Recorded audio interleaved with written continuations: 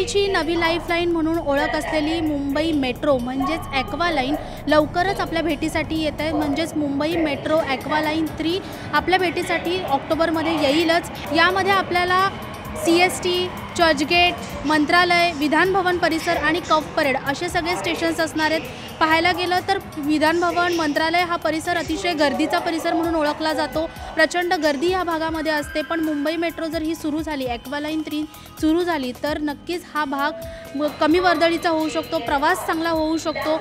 अर्थात त्याची तिकीटही फार स्वस्त असणार आहे। 30 ते 40 रुपयामध्ये तुम्ही हा प्रवास करू शकणार आहात। आणि कफ परेड हे त्याचं शेवटचं स्टेशन किंवा सुरुवातीचं स्टेशन असणार आहे। कफ परेड ते BKC टू आरे असा हा प्रवास तुमचा अगदी 1.5 तासाचा किंवा 2 तासाचा असतो। तो तुम्हाला हा प्रवास 30 मिनिटात करता येणार आहे।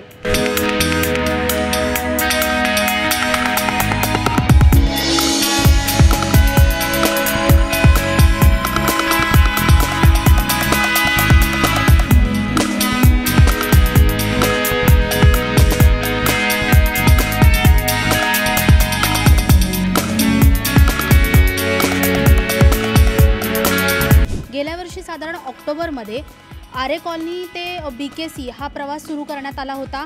तर मे 2025 BKC ते आचार्य अत्रे चौक हा प्रवास चालू करण्यात आला होता। आता आपण आहोत कफ परेडमध्ये। आपण पाहूयात की कशा पद्धतीने 27 स्टेशन्स जोडली जाणार आहेत।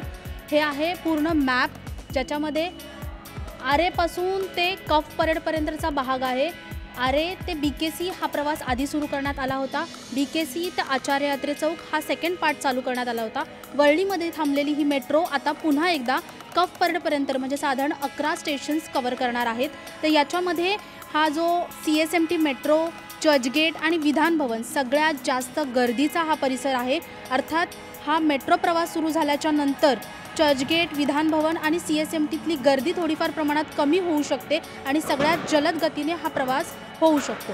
मुंबई मेट्रो ॲक्वा लाईन 3 साठी तिकीट दर अंतरावर आधारित आहेत आणि 10 पासून सुरू होणारे हे तिकीट दर 80 पर्यंत असणार आहेत। आरे ते कफ परेडपर्यंतचा संपूर्ण प्रवास 60 रुपयामध्ये करता येणार आहे। तर नरिमन पॉईंट ते एअरपोर्टचा प्रवास फक्त 50 रुपयांमध्ये आता शक्य होणार आहे। 3 किलोमीटरसाठी 10 रुपये, 3 ते 12 किलोमीटरसाठी 20 रुपये, 12 ते 18 किलोमीटरसाठी 30 रुपये, तर 18 ते 24 किलोमीटरसाठी 40 रुपये आणि 24 ते 30 किलोमीटरसाठी 50, तसेच 30 ते 36 किलोमीटरसाठी 60 रुपये आणि 36 किलोमीटरपेक्षा जास्त अंतराचा प्रवास हा 80 रुपयापर्यंत असणार आहे। आतापर्यंत आरे, JVL, BKC, आचार्य अत्रे चौक एवढा टप्पा सुरू करण्यात आला होता। पुढील टप्प्यात नेहरू विज्ञान केंद्र, महालक्ष्मी, मुंबई सेंट्रल, कालबादेवी, CSMT, मंत्रालय, चर्चगेट, कफ परेड अशा 10 ते 11 स्थानकांचा समावेश असणार आहे। म्हणजेच उपनगर ते बेट शहराच्या टोकापर्यंत ही मार्गिका थेट जोडली जाणार आहे। त्यामुळे प्रवासाची साखळी मोडून लोकल बस बदलण्याची वेळ टळेल। दक्षिण मुंबईतील रहिवाशांना सिद्धिविनायक मंदिरात जाण्यासाठी पूर्वी बस, लोकल किंवा पुन्हा बस असा प्रवास करावा लागत असे। त्यासाठी सुमारे साधारण 60 रुपये खर्च येत होता, वेळही जास्त जात होता। पण आता मेट्रो लाईन 3 मुळे कफ परेडसारख्या भागातून थेट सिद्धिविनायक मंदिरापर्यंत 60 रुपयात वातानुकूलित, सुखकर आणि जलद प्रवास करता येणार आहे। BKC पासून ते CSMT पर्यंत पोहोचण्यासाठी आतापर्यंत प्रवाशांना शेअर रिक्षा, बस किंवा लोकलचा वापर करून साधारण 70 रुपये खर्च करावे लागत होते। पण मेट्रो सुरू झाल्यावर तोच प्रवास केवळ 50 रुपयात थेट शक्य होणार आहे। त्यामुळे आर्थिक बचत, वेळेची बचत आणि प्रवासाचीही बचत होणार आहे।